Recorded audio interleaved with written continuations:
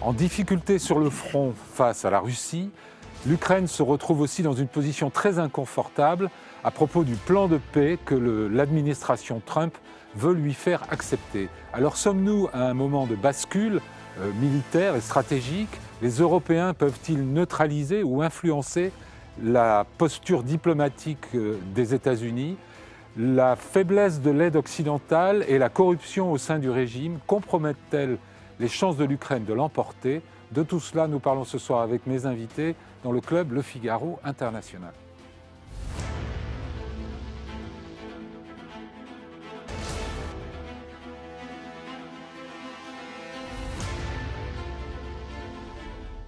Céline Maranger, bonsoir. Vous êtes chercheuse sur la Russie, l'Ukraine et le Bélarus à l'IRSEM, l'Institut de recherche stratégique de l'école militaire. Vous êtes également membre associé du Centre de recherche en histoire des Slaves à l'Université Paris 1 Panthéon-Sorbonne et membre du conseil scientifique de la revue Questions internationales.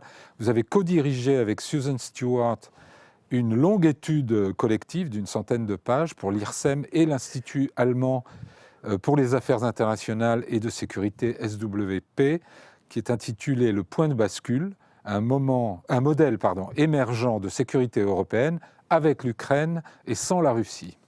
Xavier Titelman, bonsoir. Bonsoir. Vous êtes expert en aéronautique, consultant dans les domaines de défense et de l'aérospatiale. Vous êtes président de la société de conseil Aviation NXT. Vous diffusez vos analyses, notamment sur votre chaîne YouTube qui compte plus de 200 000 abonnés. 500 000. 500 000. Ah, j'avais un chiffre qui datait. Waouh. Et vous suivez de près l'actualité de la guerre en Ukraine où vous vous êtes rendu à plusieurs reprises, y compris très récemment. Isabelle Lasserre, bonsoir. Bonsoir. Vous êtes la correspondante diplomatique du Figaro. Vous avez été grand reporter dans les Balkans et l'ex-URSS, ainsi que correspondante à Moscou. Vous avez signé de nombreux ouvrages, dont le dernier vient de paraître le 15 octobre. Les fantômes de Munich, l'Europe face aux défis du monde contemporain aux éditions de l'Observatoire. Patrick Saint-Paul, bonsoir. Bonsoir Philippe. Vous êtes rédacteur en chef du service international du Figaro, ancien correspondant à Jérusalem, Berlin et Pékin. Vous vous êtes rendu à plusieurs reprises en reportage en Ukraine, dont vous connaissez à peu près tous les fronts. Alors justement, commençons par les fronts et par vous, Patrick. Qu'est-ce qui se passe à Pokrovsk? On parle aussi de Myrnihad. Est-ce que c'est grave, la situation? C'est grave, c'est-à-dire que les troupes russes progressent de plus en plus et les troupes ukrainiennes sont encerclées dans des poches dans la ville de Pokrovsk, qui se trouve dans le Donbass. Myrnograd est en fait une banlieue à l'ouest de Pokrovsk. Et il y a une bataille en ville, en fait, pour les points les plus élevés. Les Ukrainiens et les Russes se battent pour contrôler les immeubles les plus élevés. Et ils contrôlent chacun des poches à l'intérieur de la ville. Et il y a maintenant des centaines de soldats russes qui sont présents en ville. Et la question pour les Ukrainiens est de savoir à quel moment ils se retirent de la ville pour sauver les hommes et ils se replient sur une autre ligne défensive plus en retrait, sachant qu'il y a une bataille qui est aussi pour user les troupes russes pour les fixer à un endroit, et ça fait partie des enjeux pour les Ukrainiens. En ce moment, le ratio, comme souvent dans cette guerre, puisque les défenseurs sont favorisés, le ratio des morts est en faveur des Ukrainiens. Il varie, selon les estimations, entre 1 à 6 Ukrainiens tués pour 6 Russes, ou 1 à 10. Et donc, il y a entre 1500 morts, en gros les estimations en ce moment c'est 1500 morts par mois ukrainiens sur ce front.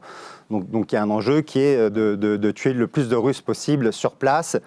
Et donc pour Zelensky, la décision c'est à un moment, quand est-ce qu'on retire les hommes pour les sauver? Parce qu'il y a un certain nombre d'unités d'élite qui sont présentes dans la ville de Pokrovsk et il s'agit de les sauver. Et en gros, c'est combien de temps on reste pour sauver ces hommes? Mais la ville, elle est virtuellement perdue. Mais la ville, tout le monde dit qu'elle est à peu près intenable. Après, on dit que c'est une question de jours, une question de semaines. Il est aussi possible que les Ukrainiens décident de s'accrocher jusqu'au bout et qu'ils tiennent encore des mois et des mois. Xavier Titelman, vous revenez de cette région, C'est le sentiment qu'on a. Il y a une gestion de la défaite d'une certaine manière. Il y a un retrait progressif qui est annoncé, qui est prévu, avec des lignes de défense. Pour le coup, j'ai été 4 fois à Pokrovsk depuis 1 an. On annonçait la chute prochaine de cette ville en été, à l'août 2024. Et effectivement, ce qu'on voit comme défense derrière Pokrovsk sont infiniment plus costauds, puissante que ce qui était devant et qui a été conquis. Je rappelle que juste sur le rayon de Pokrovsk, pour revenir sur les pertes, on a 2200 blindés russes géolocalisés, prouvés perdus, juste sur le rayon de Pokrovsk, qui est la petite zone juste autour. En 4 ans, les Russes ont fait ce qu'un marcheur ferait en une journée, de Donetsk à Pokrovsk. Donc on est 2200 blindés, quelqu'un a évoqué Stalingrad, quoi. C'est pratiquement la proportion. Plus que ce que les nazis ont perdu sur la totalité de la bataille de Stalingrad, juste pour les Russes, juste pour Pokrovsk. Oui, en termes de blindés. Les Russes ont reconnu, enfin plutôt il y a eu une fuite d'informations dans laquelle on avait 280 000 pertes militaires russes depuis le début de l'année jusqu'au mois de septembre sur la totalité du front. Donc les chiffres sont démesurés, on ne se rend pas compte. Donc ça, quand on est même quand on y va, on a du mal à s'en rendre compte en réalité. Pardon, c'est 1500 par jour, hein, pas par mois sur le front de Pokrovsk. De tuer et blesser. De tuer et blesser. De pertes, oui. Et après, effectivement, il y avait, à la fin du mois d'octobre, une poche qui se trouvait à l'est de Pokrovsk, dans laquelle il y avait 1000 à 1500 soldats ukrainiens, sur lesquels il y avait des vraies craintes qu'ils puissent être encerclés et donc faits prisonniers ou tués. Et on a vu une grande opération commando dans laquelle ils ont déposé en hélicoptère des troupes qui ont permis de rétablir les lignes de communication. Et en ce moment, ce qu'on observe depuis quasiment une dizaine de jours, c'est qu'il y a cette poche des Ukrainiens qui sont en train de reculer progressivement. Donc c'est-à-dire que les lignes de communication, ça permet effectivement de reculer sans effondrement de ce front et sans avoir 1000 à 1500 personnes qui seraient... Est-ce que la ville va tomber, de votre avis? Mais c'est comme Chassiviar, Toretsk et toutes ces autres villes qu'on annonce la perte pour demain et qui ont tenu parfois pendant des années. Je pense que le point important, c'est sûr que la pression sur le front, elle s'accentue. Hein. Les avancées russes, elles se poursuivent de manière inexorable, mais elles sont quand même très limitées. Ça a été souligné. Ce qui est important, je pense, pour les Ukrainiens aujourd'hui, c'est d'empêcher la chute de Pokrovsk à un moment où des négociations très délicates sont engagées. Parce que ça aurait un effet supplémentaire sur le moral des troupes et ça pourrait être utilisé dans la négociation pour les faire plier sur d'autres points. Je pense que ça, c'est vraiment mais c'est vrai que cette ville de Pokrovsk, en fait, on annonce sa chute. Enfin, ils auront mis plus d'1 an et demi à la conquérir, finalement, quand ils l'auront conquise. Et à chaque fois, évidemment, et au prix de pertes. Voilà, c'est un tas de ruines et au prix de pertes absolument colossales. Donc, on ne peut pas considérer que que ce soit une grande victoire militaire. Exactement. Mais cette connexion, Isabelle Lasserre, entre la situation du front et la négociation diplomatique, perdre Pokrovsk maintenant convaincrait encore plus les Américains que les Ukrainiens sont dans une logique de défaite et que donc il est légitime de mettre la pression pour qu'ils abandonnent des territoires. Alors, je ne sais pas si Donald Trump a besoin de preuves supplémentaires pour prendre le parti de Vladimir Poutine, mais effectivement, l'enjeu de Pokrovsk, il est aussi diplomatique, et ce n'est pas un hasard d'ailleurs, c'est au moment où les Ukrainiens sont particulièrement en difficulté, plus que le mois précédent, que l'initiative de négociation et ce fameux plan russo-américain arrive en ce moment. Donc il y a une caisse de résonance, évidemment, du côté américain et du côté russe. L'idée est d'appuyer là où ça fait mal et de profiter de la faiblesse de l'adversaire pour le vaincre, en fait. Et pourquoi cet acharnement des troupes russes, de l'état-major russe, sur ce point du front? Alors ça a été annoncé en février 2024. Février 2024, Poutine a mis un ordre d'envahir et de récupérer cette ville avant la fin de l'année 2024, notamment parce que c'était à cette époque-là une sorte de hub logistique sur la totalité du front sud. Et petit à petit, évidemment les Ukrainiens, sachant ce qui était en train de se passer, ont réorganisé leur front pour que ce ne soit plus un hub, mais que ce soit un terminus. Et aujourd'hui, si ce terminus s'effondre, finalement, ça n'aura aucun impact sur le reste du front, comme Bakhmout et tous les autres. Mais les Russes ont gardé cet objectif et cette volonté qu'ils avaient annoncée à l'époque. Et qui vont... Mais quand on nous dit c'est un verrou qui ouvrirait... Ce n'est plus le cas. Ce n'est plus le cas depuis plus de 6 mois. Ça ouvre la route vers Kramatorsk, mais le problème, c'est depuis la chute d'Avdiivka il y a 2 ans, sur ce même axe, les Russes ont progressé de 35 km. Donc, il faut bien voir que ce qui est rien dans une guerre de ce type-là. Et donc, quand les Russes vont vouloir avancer, ils seront confrontés, pour aller à Kramatorsk, au même problème qu'ils ont aujourd'hui avec Pokrovsk, c'est-à-dire qu'il y aura un nouveau nœud, une nouvelle ville qui les arrêtera, et ils progresseront avec autant de difficultés. Ça ne va pas se débloquer tout d'un coup. Il n'y a pas, pas être si alarmiste, verrou qui va sauter. Non, il ne faut pas être alarmiste, je ne crois pas. Mais par contre, il y a des dispositions du plan Trump, en 28 points, qui pourraient mettre les Ukrainiens dans une situation beaucoup plus périlleuse, notamment les points sur les cessions de territoire. Alors maintenant, dans le nouveau plan européen en 19 points, ça a disparu, mais le fait de demander en fait aux Ukrainiens et à l'armée ukrainienne de quitter les territoires de Donetsk et de Luhansk qu'ils contrôlent encore, en fait, ça impliquerait d'abandonner certaines villes, mais surtout les lignes de défense fortifiées qui sont très solides, et ça permettrait à la Russie par la suite de réattaquer ou en tout cas d'avoir... Voilà, exactement. Mais avant d'en venir au Kiev, flanc... mais en tout cas, ça leur donnerait des têtes de pont pour réattaquer plus tard. Donc, voilà, c'est aussi... avec ça en tête, je pense que les Russes mettent la pression sur ces points. On va en venir à ce plan de paix qu'il faut conjuguer au pluriel maintenant, mais sur l'état des forces de part et d'autre, beaucoup d'inquiétudes exprimées en Europe et même aux États-Unis sur l'état des forces ukrainiennes. La Russie, tout le monde a l'air d'admettre qu'elle est rentrée dans une économie de guerre et que ça peut durer encore très longtemps. Quel est votre avis là-dessus, Isabelle ? Je crois qu'il y a un effet de panique en Europe et dans le monde occidental.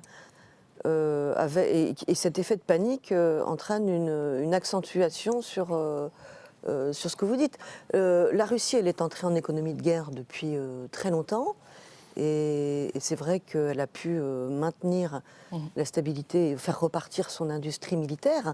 Mais il ne faut pas oublier de dire que depuis quelques mois, son économie souffre vraiment. Oui. Et c'est la première fois depuis le début de la guerre qu'il y a un petit peu péril en la demeure au niveau économique. C'est-à-dire que les amis de la Russie, pour l'instant, n'arrivent plus à compenser l'énorme, la gigantesque ponction de la guerre sur l'économie. Et ça a un impact politique. Alors, on peut toujours lire voir le verre à moitié plein ou à moitié vide, mais on peut aussi lire l'histoire en disant que, pour l'instant, on est en train d'essayer d'imposer un plan de paix ou de guerre, ça dépend, à un pays qui non seulement a été agressé, mais qui n'a pas encore perdu militairement. Et c'est vrai que les fronts n'ont pas vraiment bougé depuis un an, ça se compte en quelques kilomètres. Donc les deux parties ont des problèmes, et les deux parties ont du mal à rajouter des hommes dans leurs armées. Céline Maranger, sur cette résilience de la Russie. La Russie est quand même entrée en stagflation, donc c'est l'étape avant la récession. Elle connaît une inflation très forte. Le système bancaire connaît des difficultés majeures. Il y a la menace d'une crise bancaire, du système bancaire. Et les sanctions prises par les États-Unis récemment ne sont pas vraiment encore entrées en vigueur. Oui, c'est aussi pour sont ça. Même reportées, j'ai l'impression. C'est aussi pour ça que, en fait, si elles entraient en vigueur, je pense que ça aurait un effet supplémentaire. Et effectivement, je suis tout à fait d'accord. La Russie n'est pas en très bonne santé économique. Oui. Après, mais l'opinion publique on lui demande pas vraiment son avis, alors que côté ukrainien, on parle beaucoup de la fatigue de la population. Côté ukrainien, il y a eu un scandale récemment qui a quand même ébranlé l'union sacrée et qui a ébranlé le consensus politique. Alors on va dire ce que c'est, puisqu'on en parle maintenant. 100 millions de dollars détournés sur des fonds étrangers destinés aux infrastructures. Non, pas C'est étrangers. l'argent. C'est de l'argent ukrainien. Sur des fonds destinés aux infrastructures. C'est l'électricité. énergétiques. Et notamment Ça fait deux le ministres qui renforcement des centrales nucléaires. Or, aujourd'hui, le réseau électrique ukrainien, qui est vacillant, il dépend principalement de ces centrales nucléaires. Donc, ça a créé un scandale très important, et à raison. Et effectivement, il y a 2 ministres qui ont démissionné, dont une qui est en fuite. Et de l'énergie. De l'énergie. Le ministre de la Justice étant l'ancien ministre de l'énergie. Mais le point le plus gênant dans tout ça, c'est que la tête pensante de ce réseau, d'après des Ukrainiens, serait vraiment un proche du président Zelensky, Timur Miglic, avec qui il a fondé une société de production et qui était celui qui... Et qui s'est enfui d'Ukraine. Il serait en Ukraine. Et donc tout ça, la société civile engagée ukrainienne, elle se bat non seulement pour conserver l'indépendance et la souveraineté de l'Ukraine, mais elle se bat aussi pour que l'Ukraine sorte de cette période post-soviétique marquée par la concussion, la corruption. Et ils étaient récemment, jusqu'à l'annonce de ce plan 28 points, vent debout contre le gouvernement. C'est-à-dire que autant tous les différents politiques, au début de la guerre, ils ont été mis sous le boisseau, autant aujourd'hui, cette société civile engagée et les opposants politiques à Volodymyr Zelensky, ils dénoncent en fait un certain nombre de dysfonctionnements, notamment la concentration du pouvoir, le fait que le président n'a pas eu la volonté de constituer un gouvernement d'union nationale ou de consulter, ne serait-ce que cela, de consulter les membres de cette société civile qui souhaitent faire avancer les réformes, mais aussi les membres de l'opposition élus à la Rada d'État. Est-ce que ça peut nuire à l'esprit de résistance de la population ukrainienne, selon vous ? Non, les gens font vraiment la distinction entre ce qui se passe. Et en fait, c'est aussi ça qui est compliqué, c'est quand on leur parle aux Ukrainiens de la corruption, déjà ils nous disent, mais regarde, nous, on s'est amélioré, on a gagné 10 places dans les classements de corruption depuis 2020. Les Russes, ils ont perdu 25 places alors qu'ils étaient déjà derrière nous. Quand on est transparent, quand on identifie des cas et qu'on le dit, on nous tape dessus en regardant qu'on est corrompu. Est-ce qu'il vaut mieux faire comme la Russie et rien chercher et tout cacher ? Ou est-ce qu'il vaut mieux qu'on soit transparent et effectivement on trouve des choses ? Ils ont une conscience politique assez aiguisée, quoi. Et derrière, les interlocuteurs. La réalité du front, c'est des officiers, même des hommes du rang. Et je vais sur place, les gens ne changent pas. Quand on va sur le front, on a les petits vieux dans les villages qui remettent les routes en état pour que les militaires puissent passer vite. On va dans les écoles, les jeunes vont le soir bénévolement tisser des drones pour pouvoir produire les 14 000 drones qu'ils consomment chaque jour. Donc ils ont une volonté de continuer à soutenir leur pays et le président aujourd'hui ne le remet pas en cause, notamment au niveau international. Et la prétendue fatigue de la population à l'égard de la guerre, elle existe tout de même. Plus liée, à mon sens, à l'électricité, à l'absence de chauffage. Je reviens de Kramatorsk, cette ville où j'ai été 7 fois en 3 ans. C'est triste, mais il n'y a plus un immeuble qui a toutes ses fenêtres. Les gens dans la rue souffrent. On voit très bien que c'est plus la population qu'on avait il y a 2-3 ans avec des restaurants, etc. Et le fait de ne pas avoir de chauffage, pas d'eau chaude pendant des semaines et des semaines, plus d'écoles, de moins en moins de magasins qui fonctionnent, les stations-service qui sont bombardées, comment est-ce qu'on fait son plein ? Les camions poubelles qui sont attaqués systématiquement par les drones kamikazes. Tout ça, ça fait qu'ils empêchent la vie.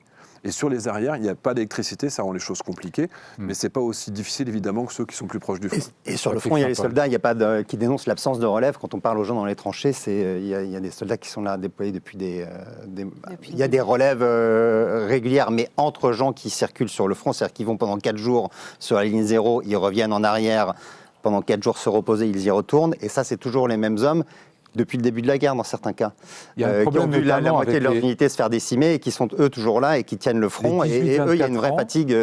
Alors on sait que la conscription commence à 25 ans, Zelensky n'a jamais voulu la baisser, les 18-24 ans qui n'avaient pas le droit de sortir du pays ont eu depuis le mois d'août dernier l'autorisation de sortir, et on dit qu'il y en a 100 000 c'est 10% qui sont partis. de la classe d'âge. 10% des Ukrainiens de cette classe d'âge, quand ils ont eu l'autorisation de sortir, effectivement, ils sont sortis. Ils vont revenir, ceux-là, pour se battre ou c'est pas pour se battre, je ne crois pas. Mais quand la paix sera revenue, oui, je pense. Bon, dans ce contexte, évidemment, on va en venir à cet épisode diplomatique. On va d'abord écouter le président Trump, qui en parle de manière brève mais claire. It's horrible what's happening. It's a war that should have never happened. It would have never happened if I was president, and it's a shame. And I thought they should have acted quicker. But it's a cold winter, and a lot of the we have a way of getting peace, or we think we have a way of getting peace. He's going to have to approve it. We're trying to save a lot of lives. They're losing 25. Think of that, 25,000 lives over the last short period of time. That's Ukrainian and Russian. And it's a shame. Well, he'll have to like it, and if he doesn't like it, then they should just keep fighting, I guess. Bon, il faudra que ça lui plaise. Isabelle Lasserre, vous avez commenté ce plan en parlant du tandem russo-américain. Vous dites qu'ils avancent main dans la main. Expliquez-nous. C'est un plan russe en fait ? Oui, c'est un plan russe avec des touches américaines. Donc on peut l'appeler russo-américain. Je préfère dans ce sens-là plutôt que. On sait qu'il y a même eu une rumeur ou une polémique sur certains passages de ce plan qui auraient été directement traduits du russe. Voilà. Mais on voit d'ailleurs, on voit complètement, oui, ça a été confirmé, et on voit complètement les mots, la syntaxe russe. On voit que c'est passé. Il parle de dénazification, par exemple. Il parle de dénazification, c'est des choses ça, c'est le vocabulaire de Poutine. Absolument, oui, ça ne peut pas. Mais il y a dans la syntaxe, en effet, des passages où traduit c'est pas de l'anglais normal. C'est de l'anglais avec de l'accent russe. C'est ça, c'est le logiciel Internet de traduction directe. Ils ont fait copier-coller et ils l'ont transmis en disant c'est le plan américain, mais c'était le plan russe mot pour mot. Ouais. Et sur le fond alors, Isabelle sur le fond, donc, il me paraît, moi, évident que... C'est quoi les points, si on doit mettre l'accent sur les points vraiment problématiques parmi ces 28 points, vous retenez lesquels ? Tout est absolument problématique. Ce plan prouve, prouve de manière, pour moi, définitive et catégorique que Donald Trump a lâché les Ukrainiens et qu'il a complètement lâché Volodymyr Zelensky et qu'il préfère Vladimir Poutine et que c'est avec la Russie qu'il veut faire la paix.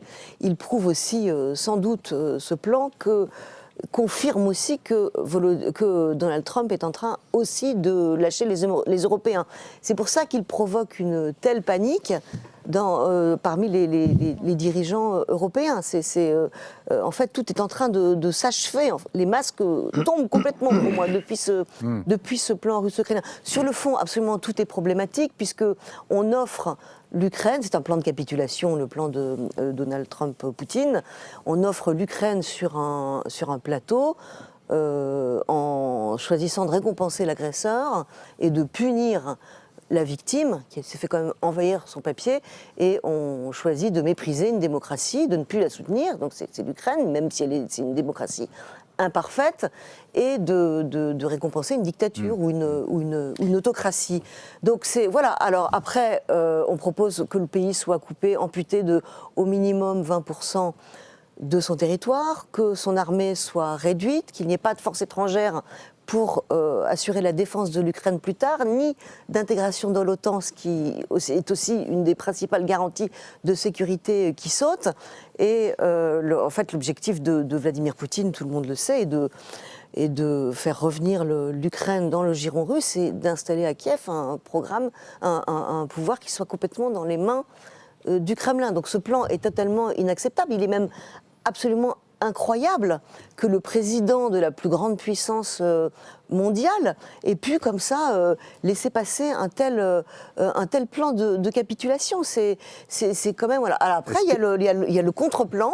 Oui, on va y venir, mais restons un peu sur le plan de Trump. Est-ce qu'un des points, moi, qui m'étonne le plus, c'est qu'il y a aussi une reddition de l'OTAN dans ce plan. Oui. Il y a un droit de veto donné à Poutine sur l'expansion de l'OTAN, il y a l'interdiction d'envoyer des troupes, il y a les États-Unis qui se propose comme médiateur entre l'OTAN et la Russie, l'OTAN dont ils font partie. C'est très étrange. C'est une façon de reconnaître la neutralisation, enfin d'acter la neutralisation de l'Ukraine.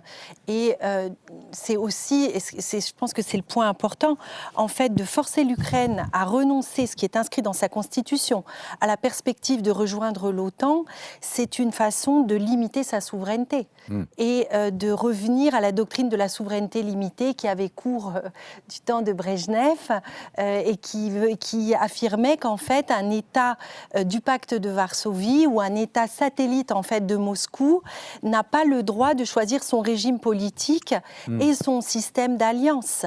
Et c'est vraiment, et que les États-Unis d'Amérique entérine ce point et l'impose, et impose aussi, accepte, mais tout ça a été retiré depuis, hein, donc il ne faut pas non retiré, plus... oui. Mais accepte l'idée que l'OTAN devrait réviser ses statuts pour pouvoir intégrer ce point que l'Ukraine ne sera jamais membre de l'OTAN, c'est assez impensable. Il y a une chose que je voulais dire peut-être parmi tous les points, les 28 points, parmi ceux qui sont le plus inacceptables pour les Ukrainiens, il y a les cessions territoriales, on en a déjà parlé, il y a cette question de l'OTAN, parce que c'est aussi la sécurité et l'avenir de l'Ukraine qui se joue, mais il y a un troisième point très important, c'est l'amnistie totale. C'est-à-dire l'impunité pour le crime d'agression, pour les crimes de guerre que les organisations de la société civile, comme le Centre pour les libertés civiques, estiment à 90 000 quand même. Et c'est l'impunité pour la déportation des enfants, qui sont au nombre au moins de 20 000. Et qui sont la raison pour laquelle Poutine fait l'objet d'un mandat de la Cour pénale. Et pour les civils ukrainiens, retenus incommunicado dans des prisons russes, dans des circonstances vraiment effroyables, et qu'on estime au nombre de 16 000. Donc vous voyez, et plus, il faudrait faire revenir Vladimir Poutine dans le G8. Je pense que ça, pour les Ukrainiens, pour casser le moral et les faire plier, on touche à une corde sensible. Avec une dimension économique qui intéresse évidemment aussi, beaucoup. Ça casse pas seulement le moral, mais ça casse l'ordre international. Exactement. Quand vous avez vu ce plan, qu'est-ce que ça vous a inspiré spontanément ? C'était à 100% l'intégralité des revendications russes, de la langue russe en tant que langue officielle, de retour de l'église de Moscou, du patriarcat de Moscou, qui était une agence d'espionnage au profit de la Russie.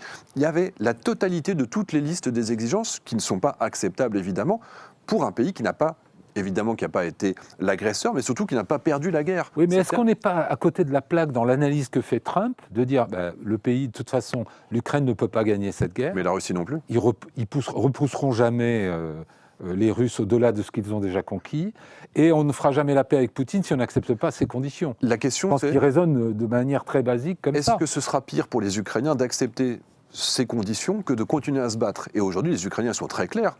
Les conditions qu'on leur exige, qu'on leur impose, veut dire qu'il y aura de nouveau une guerre. Une armée réduite, l'interdiction d'avoir des armes à longue portée, ne pas avoir de garantie de sécurité, ne pas avoir de reconstruction de leur pays. C'est la préparation de la prochaine phase de la guerre. On appauvrit le pays, on lui interdit d'être capable de se défendre. C'est fait pour d'ailleurs, hein. Oui. Mais c'est l'objectif. Et on les oblige à abandonner leur ligne leur ligne de défense fortifiée. Donc ils savent très bien que accepter ces conditions veut dire plus de morts, plus de souffrances, plus d'occupation, déjà tout de suite avec ces gens qui n'ont pas demandé à être occupés à Kramatorsk et ailleurs et qui vont devoir vivre en zone occupée.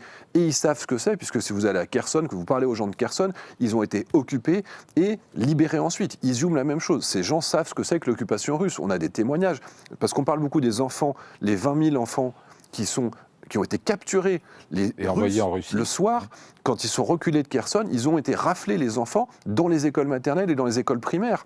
Et il y a aussi 700 000 mineurs qui ont été virés, c'est de la déportation, 700 000 enfants, ce sont les chiffres russes, ils s'en vantent, qui ont été expulsés de leur famille, de l'Ukraine occupée pour les relocaliser en Sibérie, 700 000. Voilà, donc ils ne peuvent pas simplement accepter cette situation globalement. Ouais. Patrick Saint-Paul, je suis frappé d'entendre les Russes faire constamment référence à ceux qui auraient été convenus entre Donald Trump et Vladimir Poutine lors du sommet d'Anchorage le 15 août. On avait eu l'impression que rien n'était sorti de ce sommet d'Anchorage, que la conférence de presse commune avait été annulée, etc. Et quand vous écoutez Sergueï Lavrov, il parle en permanence de l'esprit et de la lettre de ce qui a été convenu à Anchorage entre Donald Trump et Vladimir Poutine. Alors, on nous a caché quelque chose, vous croyez ? Oui, on ne sait pas trop, on a l'impression qu'il y a une sorte de pacte secret. Moi, ce qui m'a frappé dans les 28 points aussi, c'est celui sur l'argent et notamment les avoirs russes gelés. On a l'impression qu'il y a un intérêt financier presque de Donald Trump à faire la paix maintenant très rapidement, et peut-être s'il y a un pacte secret, c'est il essaye, il faut expliquer. Parce qu'il y a 300 milliards d'euros d'avoirs russes qui sont bloqués par des institutions européennes, donc c'est les avoirs russes en Europe, et en réalité, il y a une tentative de l'administration de faire main basse sur ces 300 milliards, 100 milliards qui seraient destinés à financer la reconstruction de l'Ukraine, avec les États-Unis qui auraient un intéressement au bénéfice de cette reconstruction à hauteur de 50%, ouais. Et 200 milliards qui seraient, gelés dans un fonds d'investissement russo-américain. Donc, on a l'impression qu'il y a une sorte de deal financier qui a été rajouté par les Américains. La partie qui a été rajoutée, ouais. Mais est-ce que le deal, c'est que Poutine a dit à Trump, laisse-moi les terres ukrainiennes et je te laisse mes avoirs en Europe? Ça peut être aussi grossier que ça? Il faut aussi revenir peut-être aux protagonistes de cette affaire. C'est-à-dire que ce plan, il a été négocié par Vitkov et Dmitriev. Ouais. Vitkov, c'est un promoteur immobilier qui a fait sa fortune en rachetant des immeubles en ruine dans le Bronx ou dans le Queens, enfin à New York, et qui est vraiment dans les petits papiers de Donald Trump aujourd'hui, qui sont envoyés pour le Moyen-Orient, pour la Russie et pour l'Ukraine. Mais de l'autre côté, l'un des protagonistes phares, c'est Dmitriev, dont l'épouse est très amie avec la fille de Poutine, qui a passé 15 ans aux États-Unis dans sa jeunesse, donc il connaît parfaitement les codes, et qui est revenu en Russie il y a quelques années, il y a une dizaine d'années, certainement peut-être plus, pour diriger un fonds d'investissement. Donc en fait, ce plan, il a été négocié par des gens qui ne sont pas des diplomates professionnels et qui ont un prisme économique. Et on voit se mettre en place une forme de diplomatie parallèle.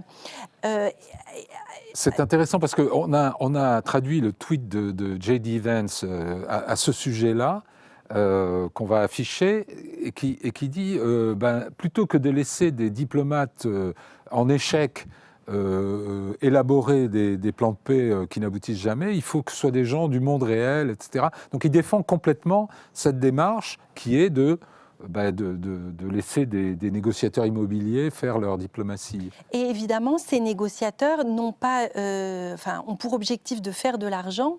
Ils n'ont pas pour objectif de trouver un accord durable qui pourrait satisfaire les deux parties ou de défendre le droit international et les principes qui régissent les relations internationales depuis 1945. Oui.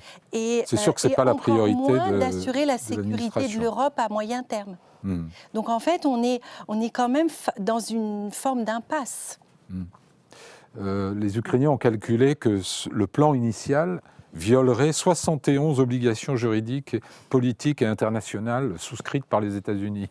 Donc c'est quand même pas mal de leur propre fait. Venons-en au contre-plan européen, donc qui a été un peu nettoyé de tous ces... Beaucoup.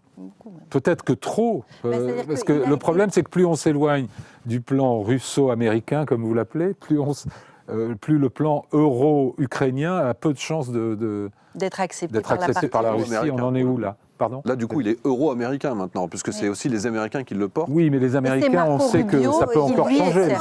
Ils n'ont pas donné leur verdict.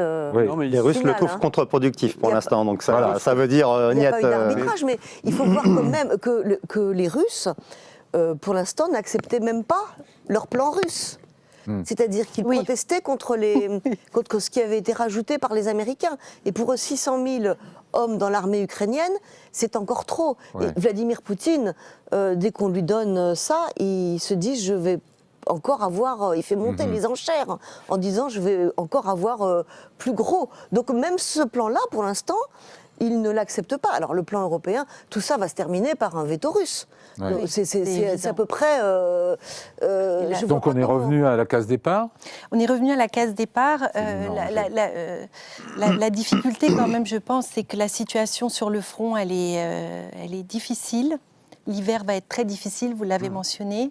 L'intensification des frappes sur les arrières, sur les infrastructures voilà, énergétiques, c'est-à-dire témoigne de cette stratégie de destruction totale de l'Ukraine jusqu'à épuisement, mais ça porte des fruits malheureusement, enfin des fruits, c'est pas des fruits, mais ça paye.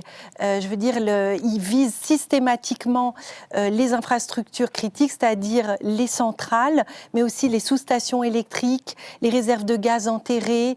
Enfin, ils sont en train de chercher à créer un blackout total pour plonger le pays dans le froid et dans le noir faire craquer la population. Et c'est vrai que, enfin moi, je ne suis pas allée en Ukraine récemment, mais c'est vrai que tous les témoignages que j'ai pu recueillir par ailleurs, la population souffre beaucoup. Je veux dire, à Kiev, en ce moment, il y a quelques heures d'électricité par jour. À Kharkiv, il y avait plus d'eau récemment. Enfin, on va écouter justement une réaction de Volodymyr Zelensky, déjà au plan de Trump initial, mais dans lequel il ajoute cette dimension-là. On l'écoute brièvement. Зараз один з найважчих моментів нашої історії. Зараз тиск на Україну один з найважчих. Зараз Україна може опинитися перед дуже складним вибором. Або втрата гідності, або ризик втрати ключового партнера. Або складні 28 пунктів, або вкрай важка зима. Найважча та подальші ризики. On voit un président ukrainien qui est quand même qui n'a que des mauvais choix devant lui, Patrick Saint-Paul. Oui, on voit qu'il a que des mauvais choix et on ne sait plus trop si l'ultimatum de jeudi est toujours en vigueur ou si. Oui, il a l'air d'être assoupli. Oui. S'il est assoupli, mais pour combien de temps? Mais pour l'Ukraine, ce serait une catastrophe de perdre en tout cas l'aide américaine, notamment sur le renseignement, qui est une chose que les Européens ne savent pas remplacer, et sur un certain nombre d'armes de longue portée.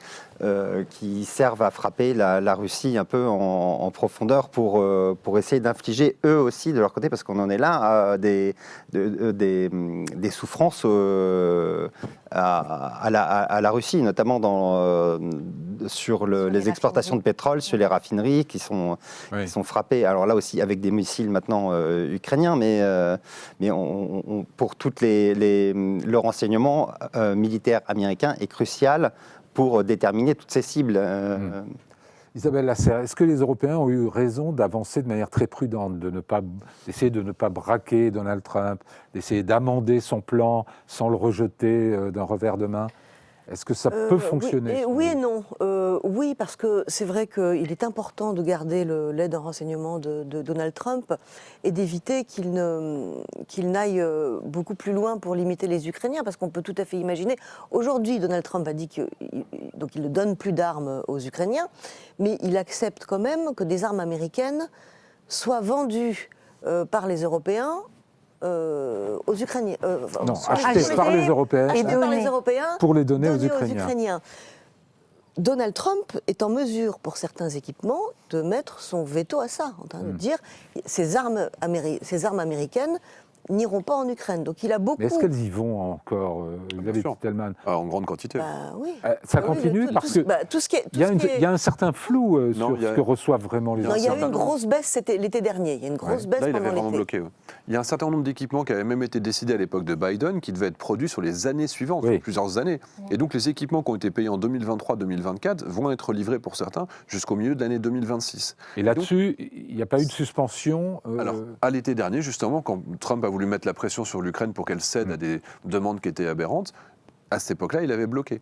Mais effectivement, ça a été repris juste derrière, quand il y a eu un contrebalancier qui est revenu en arrière. Trump, de toute façon, je pense qu'il n'a pas de vision stratégique sur la situation. Il avance à droite, il voit que ça ne passe pas, il retourne à gauche. Pour l'instant, il n'a pas encore commencé à mettre vraiment la pression sur la Russie. Mais dans ce que dit... Je n'ai pas pu finir ma phrase. Pardon, Isabelle Lasserre, finissez votre phrase. C'est vrai que j'ai coutume de vous empêcher de finir. Oui, et à la fois non. Oui, parce qu'il faut ménager Donald Trump. Et à la fois non, parce que je pense que Volodymyr Zelensky est confronté, comme il le disait, à un choix extrêmement difficile, le plus difficile depuis le début de la guerre. Mais je pense que l'Europe aussi est à un moment historique de sa vie. Et je crois qu'aujourd'hui, le temps est venu de passer la vitesse supérieure. Utiliser les avoirs gelés de la Russie pour armer l'Ukraine rapidement, appliquer de véritables sanctions pour bloquer la flotte fantôme. C'est pas juste. Donc, si l'Europe ne prend pas ce chemin et n'accélère pas en s'opposant à Donald Trump, je ne sais pas ce qui restera de l'Europe après. Parce que si on laisse perdre l'Ukraine, après avoir dit pendant 4 ans qu'on la soutiendrait jusqu'au bout, qu'on défendrait son choix de liberté et de démocratie, que reste-t-il après de nos valeurs, quelle dissuasion peut-on encore avoir? Au point où on en est aujourd'hui, si les Européens ne veulent pas seulement torpiller le plan en 28 points de Trump, mais l'amender et le rendre acceptable, il faut qu'ils convainquent les États-Unis de négocier sur cette base avec la Russie. Est-ce que vous voyez les uns et les autres l'administration Trump aller à Moscou et dire vous devez faire des concessions Il faut qu'elle mette la pression sur les Russes, ce que disait Xavier Titelman tout à l'heure. Le problème, c'est que pour faire négocier les Russes, il faut leur mettre la pression, il faut appliquer de vraies sanctions, ce que ne font pas les Américains pour l'instant. Pour leur mettre la pression, en gros, il faut renforcer les sanctions, appliquer les sanctions secondaires que Trump a reporté Bien sûr. Il a annoncé des sanctions sur les 2 grandes sociétés pétrolières, Lukoil et Rosneft, mais avec des sanctions secondaires qui n'ont pas été... Mais Trump s'impatiente aussi de l'attitude des Européens. Il voit que les Européens ne sont pas sérieux non plus dans la façon de sanctionner sur certaines choses. Isabelle Lasserre parlait de la flotte fantôme russe. En fait, ce serait très simple. Sans flotte fantôme russe, il n'y a plus d'exportation pétrolière russe quasiment. Et c'est assez simple de lui faire barrage. Il y a 80% des navires qui passent par le détroit du Danemark. Si on change les règles de circulation, la plupart des navires qui circulent ne sont pas immatriculés proprement, ne sont pas assurés et naviguent dans des conditions déplorables où on est au bord d'une catastrophe, d'une marée noire en permanence. Donc si on change les règles environnementales pour interdire à ces navires de circuler, on peut les arraisonner. Et ce serait une façon pour les Européens d'imposer des sanctions sérieuses à la Russie, mais ils se refusent à le faire parce qu'ils ont toujours peur des réactions de Vladimir Poutine. Sans une officialisation d'une éventuelle guerre, on ne peut pas intercepter les navires qui passent dans la zone. Moi, j'étais dans la Marine nationale pendant 10 ans. C'est vrai que malheureusement, les règles, elles sont très fermes. Un bateau qui passe dans la zone, il a le droit de passer dans la zone, même si c'est un bateau russe, même s'il ne respecte pas les règles de sécurité traditionnelles. On peut éventuellement le contrôler. C'est ce qu'avait fait la France il y a quelques semaines. On avait vérifié un bateau qui n'avait pas d'assurance. Il n'avait pas d'assurance, il avait un faux pavillon. Et en réalité, comme c'est relativement lent, il faut des partenariats avec les pays. Les faux pavillons, il faut leur rappeler, bonjour le Bénin, est-ce que c'est vraiment votre pavillon? Non. Ah ben c'est cool, il est encore là, on a le temps d'aller l'intercepter. Et c'est quand même très très compliqué aujourd'hui. Mais effectivement, les pressions des Américains, ça peut être diplomatique, ça peut être économique et ça peut être militaire. Qu'est-ce qui a fait que les Russes sont revenus à la table des négociations? C'est quand Trump a sous-entendu qu'il pourrait peut-être donner des missiles Tomahawk. Et là, les Russes sont revenus. Trump est revenu en arrière une fois que les Russes étaient revenus vers lui en demandant est-ce qu'on peut discuter s'il vous plaît. Donc il y a aussi cette pression militaire. Les États-Unis ont des milliers, 3400 chars de bataille en réserve, 5000 en actifs, 3000 en réserve. Et dans tous les domaines, ils sont capables de donner les équipements qui feraient la différence. Les quelques avions de chasse qui sont donnés par la Belgique, la Norvège, c'est rien par rapport aux centaines d'avions de chasse qui pourraient venir des États-Unis, par exemple. Ouais. Bon, alors, manifestement, on est très en dessous de la main sur l'aide occidentale. Est-ce que, tout de même, les Européens ont moyen de faire avancer leur option, leur propre plan, ou bien, en réalité, en pratique, est-ce qu'ils ne peuvent que essayer de bloquer le plan américain? Est-ce qu'on est dans une démarche positive ou négative, en clair? Céline Maranger. Moi, je trouve que c'est la séquence qui vient de se clore est quand même assez positive, c'est-à-dire qu'on a réussi en l'espace de quelques jours.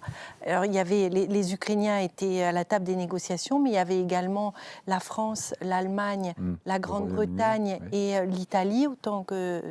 Oui. L'Italie s'est raccrochée. L'Italie s'est raccrochée, voilà. Ils ont quand même réussi à enlever les points les plus problématiques, notamment la question... Oui, mais vous dites la séance se clôt, mais elle commence juste en réalité. Oui, mais ce que je veux dire, c'est que la base de départ maintenant pour la négociation, enfin officiellement, en tout cas c'est ce qu'on a pu... La base de départ, ça n'est plus le plan en 28 points, c'est un plan en 19 points où ne figurent plus, par exemple, les cessions, les concessions territoriales, le fait de devoir quitter les régions de Donetsk et de Luhansk, ça ne figure plus. Le renoncement à rejoindre l'OTAN ne figure plus. Le plan est beaucoup plus satisfaisant pour l'Ukraine, mais est-ce qu'il est, s'il n'est pas accepté par la Russie, ce qui est probable, est-ce que le vrai risque n'est pas que Trump dise écoutez, débrouillez-vous, continuez votre guerre, mais sans moi?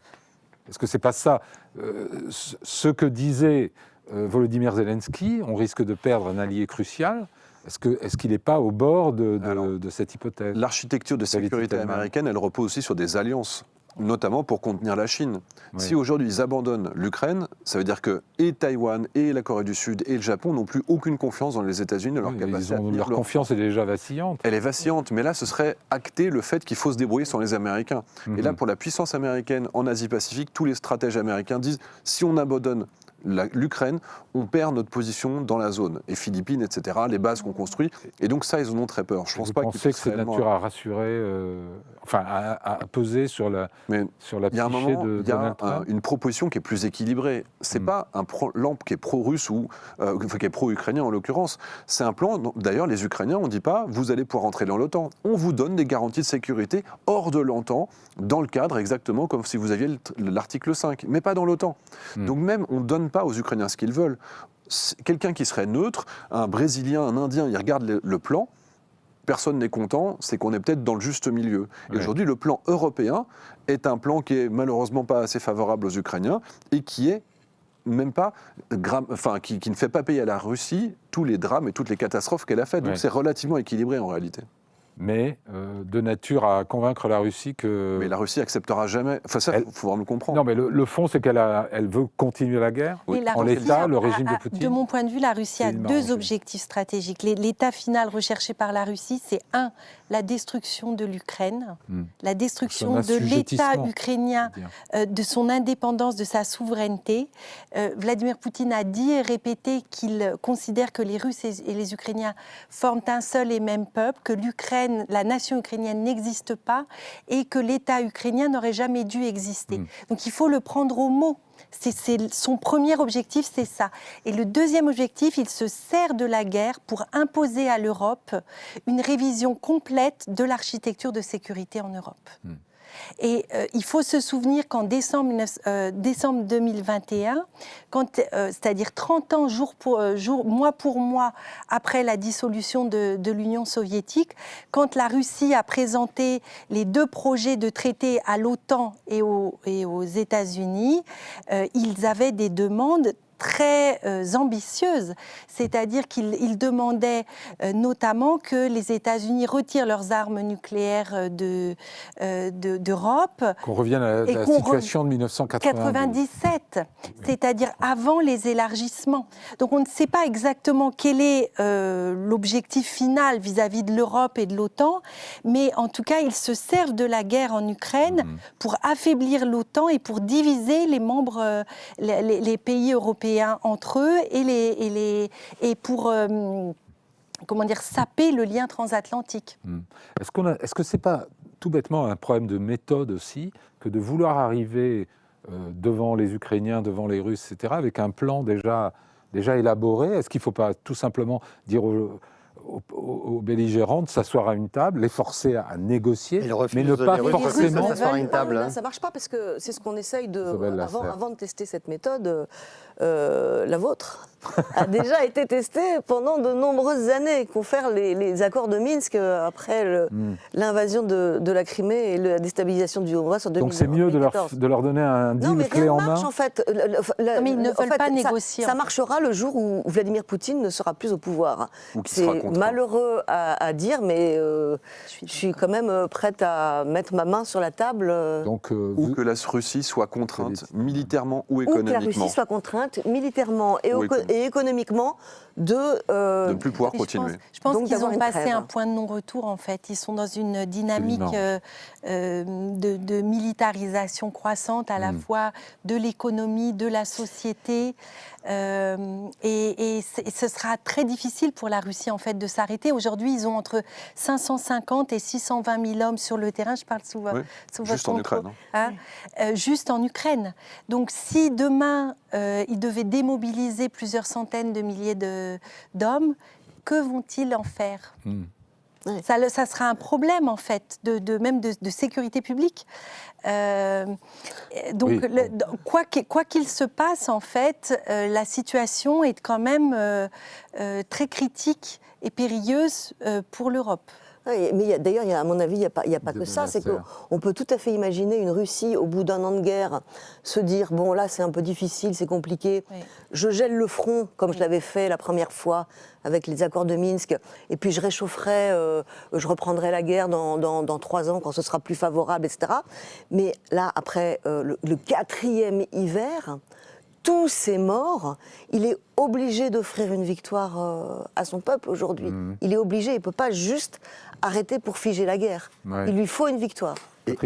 Et pour les Européens, quand tous les Allemands, les Français, on tire les signaux d'alarme de tous les côtés pour dire dans 3 à 5 ans, on redoute une attaque des Russes, mais le meilleur moyen d'empêcher ça, c'est d'arrêter la guerre avec la Russie en Ukraine et d'infliger une défaite aux Russes en Ukraine. Et depuis le début, les Européens... C'est quoi une défaite des Russes en Ukraine? Eh bien, il y a déjà une défaite, d'une certaine manière. Ça fait, je veux dire, en 4 ans, ils ont pas avancé. Un cessez-le-feu sur les lignes de front actuelles, telles que le proposent les Européens. C'est une défaite. C'est une défaite pour la Russie. Tout le monde. Tout le monde a perdu. C'est une défaite pour tout le monde. Mais si on avait donné dès le début, alors maintenant on ne peut pas refaire l'histoire malheureusement, mais les Européens et les Américains sont toujours arrivés avec la liste de demandes ukrainiennes avec des mois de retard, ce qui a empêché les Ukrainiens, au moment où ils avaient leur contre-offensive de 2022 qui fonctionnait, de pouvoir aller plus loin et d'infliger un vrai recul qui aurait pu faire vaciller le pouvoir en Russie à l'armée russe. Mais en dehors de cette période très particulière, les Alliés ont toujours été en retrait sur les livraisons d'armes, toujours en décalage, et parce qu'ils refusaient de gagner la guerre face à Poutine, parce qu'ils redoutaient les conséquences d'une défaite de la Russie, un pays doté de l'arme nucléaire et d'une dislocation de la Russie. Et donc, ils ont eu en gros, ils ont eu peur d'une victoire de l'Ukraine et ils ont rien fait pour que l'Ukraine gagne. Mais aujourd'hui, je pense qu'ils commencent à comprendre, en tout cas les Européens, que c'était une erreur stratégique de pas vous entendre, mais quand même, on parle beaucoup de plan de paix au pluriel, mais on est très très loin de la paix, n'est-ce pas? Oui. Vous avez dit on est dans cette guerre pour encore des mois, des années. L'espoir stratégique des Ukrainiens, c'est que la Russie n'ait plus les moyens financiers de continuer cette guerre, et ils le disent, le fonds souverain russe national doit être vide à la fin du premier semestre 2026. Pourquoi cette idée si simple est-elle si compliquée à faire comprendre à Donald Trump? Parce que Donald Trump veut son prix Nobel de la paix plus rapidement que ça, à tout prix. Voilà. Et ça, je pense qu'aujourd'hui, tout le monde est d'accord pour dire que c'est son seul motif de continuer à essayer de pousser sur n'importe quelle pression pour faire céder l'Ukraine plus rapidement, parce qu'il n'arrive pas à faire céder la Russie, parce que la Russie continuera... Il n'a pas vraiment essayé de faire céder la Russie. On ne peut pas dire qu'il ait fait des pressions considérables sur la Russie. Absolument aucune. Il a évoqué éventuellement les Tomahawks, il a commencé à dire qu'il mettrait des sanctions. Effectivement, les Russes ont commencé à vendre leur filiale... Et c'est pas suffisant. Les Américains peuvent faire beaucoup plus que ça. Et on voit déjà les conséquences. C'est pas du tout dans l'intérêt des États-Unis. Il dit que le nouveau rival stratégique pour l'avenir, c'est la Chine et qu'il s'agit de se désengager d'Europe pour contrer la Chine. Et on voit aussi que la Chine observe ce qui se passe avec la Russie. Et on voit par exemple les déclarations il y a 2 jours de Xi Jinping qui conditionnent un rendez-vous bilatéral avec Donald Trump à la reconnaissance par Trump que Taïwan fait partie que Taïwan a vocation à revenir dans le giron de la Chine et que Taïwan fait partie de la Chine. Donc on voit très bien que la Chine se positionne par rapport à la question de l'Ukraine et que pour la sécurité des États-Unis, lâcher l'Ukraine, c'est un très mauvais calcul. En un mot, très vite, puisqu'on a fini notre heure s'est écoulée, est-ce que vous pensez quand même que les Ukrainiens vont réussir à se sortir de ce mauvais pas? Moi, je crois, oui. J'ai confiance dans leur esprit de résistance. En tout cas, ils ne baisseront pas les armes et ils continueront de se battre s'ils sont lâchés par les Américains. Ça, oui, ils ont de quoi tenir militairement et économiquement. Et si nous, on ne les lâche pas, diplomatiquement, ça continue. Isabelle Lasserre, le mot de la fin. Je crois qu'ils ne pourront pas renoncer à la démocratie et à la liberté. Oui. Bravo, c'est beau. Merci à tous les quatre. Même si le ton n'était pas extraordinairement optimiste, il y a quand même des lueurs d'espoir. Merci à vous de nous avoir suivis. Je vous retrouve la semaine prochaine. Très bonne semaine à tous.